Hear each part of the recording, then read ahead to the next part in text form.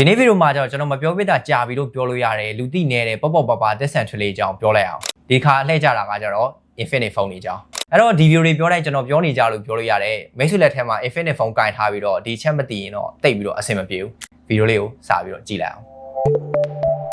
ပထမတစ်ခုကတော့အခုချိန်မှာနာမည်ကြီးနေတဲ့ Samsung Galaxy S26 Ultra မှာပါတဲ့ Privacy Display Sensor feature ကိုဒီ Infinix Phone တွေမှာဘယ်လိုမျိုးသုံးလို့ရလဲအဲ့ဒါကိုသိပြီးွားလားမသိသေးဘူးဆိုရင်ကျွန်တော်ဒီဗီဒီယိုမှာပြောပြပေးမယ်အဲ့တော့ကျွန်တော်ကဒီဗီဒီယိုမှာဒီ Infinix ကအသစ်ထွက်ထားတဲ့ Infinix Note 60 Pro နဲ့ပြောပြပေးလိုက်မယ်ဒီဖုန်းက price to performance တော်တော်လေးကောင်းတယ်လို့ပြောလို့ရတယ်အဲ့တော့စသချင်းပေါ့နော်ဒီ Samsung တွေမှာပါတဲ့ဒီ display လို့ feature ကို Infinix Phone တွေမှာဘယ်လိုမျိုးသုံးရမလဲဆိုတော့ကျွန်တော်တို့အရင်ဆုံး setting နဲ့ဝင်လိုက်မယ်ပြီးကြတော့ဒီမှာ privacy ဆိုတာတွေ့ရလိမ့်မယ်အဲ့ထဲကိုဆက်ဝင်ပေးလိုက်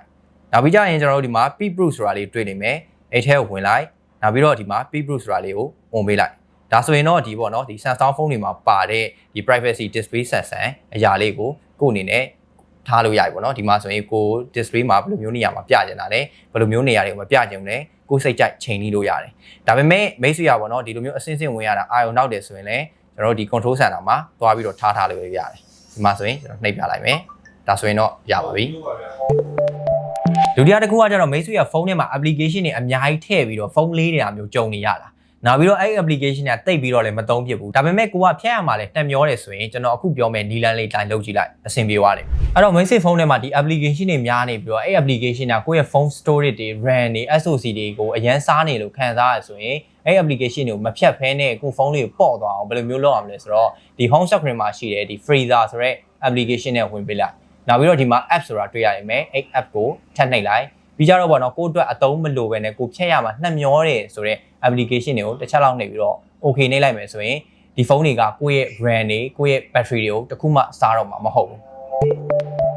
နောက်တစ်ခုကကြတော့မိတ်ဆွေကလက်နဲ့ထမင်းစားနေတဲ့အချိန်အဲ့လိုမှမဟုတ်ဘူးဒီအလုံးလုံးနေတဲ့အချိန်လက်ကတခုခုပေးနေတယ်အဲ့ဒီအချိန်မှာဖုန်းလာတဲ့အခါမျိုးကြရင်ဖုန်းရဲ့ screen ကိုထိစရာမလိုပဲနဲ့ဖုန်းကင်လို့ချလို့ရတဲ့နီလန်းလေးကိုပြောပြပေးမယ်ဒီနီလန်းလေးကမသိသေးဘူးဆိုရင်တော်တော်လေးအသုံးဝင်တယ်အဲ့တော့ဖုန်းရဲ့ display ကိုထိစရာမလိုပဲနဲ့အထာကျကျဖုန်းဘယ်လိုကန်ရမလဲဆိုတော့ကျွန်တော်တို့အရင်ဆုံး setting နဲ့ဝင်လိုက်မယ်နောက်ပြီးတော့ဒီမှာ accessibility ဆိုတာတွေ့လိမ့်မယ်အဲ့ထဲကိုဆက်ဝင်ပေးလိုက်ပြီးကြတော့ဒီမှာ action gesture ဆိုတာတွေ့လိမ့်မယ်အဲ့ထဲကိုထပ်ပြီးဆက်ဝင်နောက်ပြီးတော့ဒီအောက်ဆုံးကိုဆွဲချလိုက်မယ်ဆိုရင် answer with gesture ဆိုတာတွေ့လိမ့်မယ်အဲ့ထဲဝင်လိုက်နောက်ပြီးတော့ open လုပ်ပေးလိုက်အဲ့ခါကျရင်ပေါ့နော်ကျွန်တော်တို့ပေါ့နော်ဖုန်းလာတဲ့အခါမှာလက်နှစ်ချောင်းထောင်လိုက်ရင်ဖုန်းကို auto ကင်ပြီးတော့ speaker ပါတစ်ခါတည်းဖွင့်ပေးလိမ့်မယ်ကိုကအဲ့ဖုန်းကိုမကင်ချင်ဘူးဆိုရင်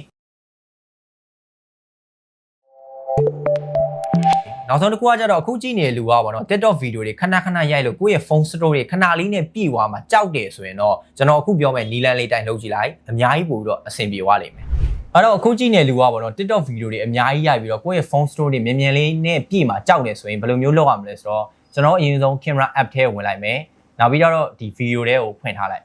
နောက်ပြီးကျွန်တော်တို့ပေါ့နော်ဒီလိုလက်လေးနဲ့လုပ်လိုက်မယ်ဆိုရင်ဒီမှာ setting ဆိုတာတွေ့ရလိမ့်မယ်အဲ့ setting လေးကိုထပ်ပြီးတော့နှိပ်လိုက်ပြီးကြတော့ဒီမှာ video code နေဆိုတာတွေ့လိမ့်မယ်အဲ့ထဲကိုတစ်ချက်ဝင်လိုက်ပုံမှန်ဆိုရင်တော့ဒီ H.264 ဆိုတဲ့ဟာလေးဖြစ်နေလိမ့်မယ်အဲ့ဟာကိုကျွန်တော်တို့အောက်က265ဆိုတဲ့ဟာလေးကိုပြောင်းပေးလိုက်ဒါဆိုရင်မိတ်ဆွေရဲ့ video တွေက quality မကျတော့ဘဲနဲ့အဲ့ video တွေရဲ့ file size ကတဝက်လောက်ထိကိုတက်တာသွားလိမ့်မယ်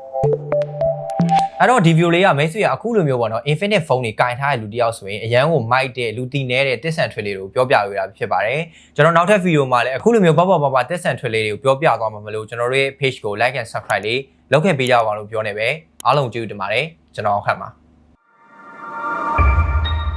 Yangon Mobile Store